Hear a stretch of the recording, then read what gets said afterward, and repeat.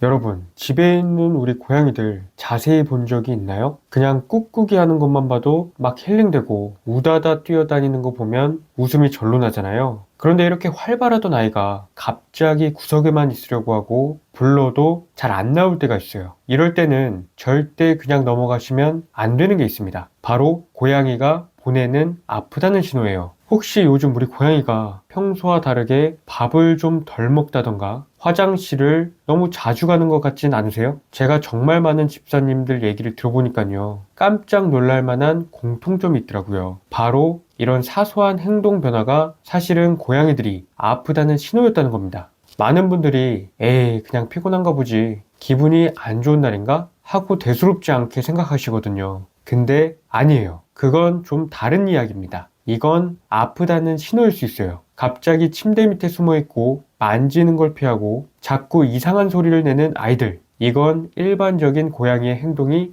절대 아닙니다. 아니, 그럼 왜 아픈 티를 잘 안 내는 걸까요? 그건 바로 약한 모습을 보이면 안 된다는 야생의 본능이 남아있기 때문이에요. 그래서 오늘은 집사님들이 절대 놓치면 안 되는 고양이가 아플 때 보이는 행동들에 대해서 알려드릴게요. 건강한 고양이를 위한 정보를 받고 싶은 분들은 구독과 좋아요 꾹 눌러주시고요. 그럼 바로 시작하겠습니다. 아프면 제발 말이라도 해줬으면 좋겠어요. 집사야, 나 아프다. 이 한마디만 해줘도 얼마나 좋을까요? 하지만 고양이는 본능적으로 아픈 것을 숨기려고 해요. 야생에서 아프다는 걸 들키면 곧 포식자의 표적이 되니까요. 그 본능은 집에서 비교적 안전하게 사는 지금도 조금은 남아 있습니다. 그래서 저는 아픈 증상을 잘 알고 싶어서 정보를 찾기 시작했어요. 여러 고양이 전문 수의사님들과 많은 집사님들의 경험들을 살펴봤죠. 그리고 고양이들이 공통적으로 보내는 6가지 신호를 정리해봤습니다. 첫 번째, 식욕의 변화.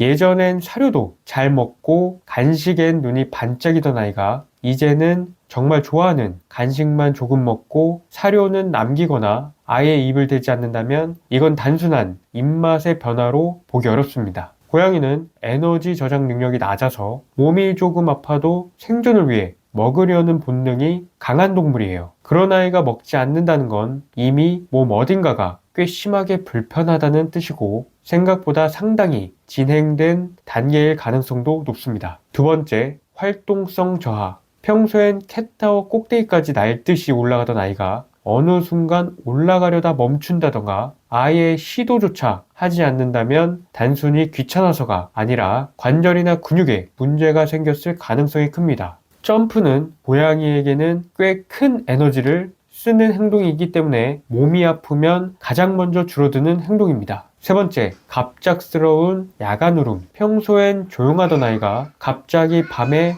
집안을 돌아다니며 울기 시작한다면 단순한 관심 요구가 아니라 불안, 스트레스 혹은 통증 때문일 가능성이 높습니다. 고양이는 아플 때 오히려 얌전해지는 경우가 많지만 일부 아이들은 몸이 불편하거나 낯선 감각이 느껴질 때 이를 견디지 못하고 짧고 반복적인 울음으로 표현하기도 해요. 특히 15살 이상의 고령묘라면 치매 증상으로 낯선 공기에 있는 듯한 혼란을 느껴 이런 이유를 알 수 없는 울음을 보이기도 합니다. 이런 울음은 시간이 갈수록 패턴이 길어지거나 빈도가 더 잦아지는 경우가 많기 때문에 반드시 변화를 체크해야 합니다. 네 번째, 과도한 그루밍. 고양이가 아플 때 특정 부위를 반복적으로 심하게 핥다 보면 그 부분이 털이 빠지거나 심하면 피부에 상처까지 생기기도 합니다. 겉으로 보기엔 피부병처럼 보여 병원에 데려가지만 막상 검사해보면 피부 문제가 아니라 다른 장기나 내부 통증의 원인인 경우가 많아요.